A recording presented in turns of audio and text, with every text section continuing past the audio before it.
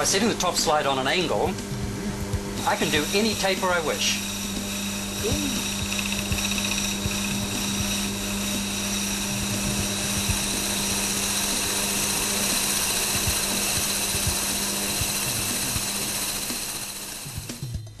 Fred, what sort of cutter do you use here? Actually, this is a high-speed steel which I've grounded to a rounded end. All right. Now I've got some brass and aluminium, some inserts that I want to use in a project. Will it handle that? Once you have this tool post holder, you can really treat your wood turning lathe very much as you do a metal turning lathe. Oh, that's good. I look forward to giving that a go.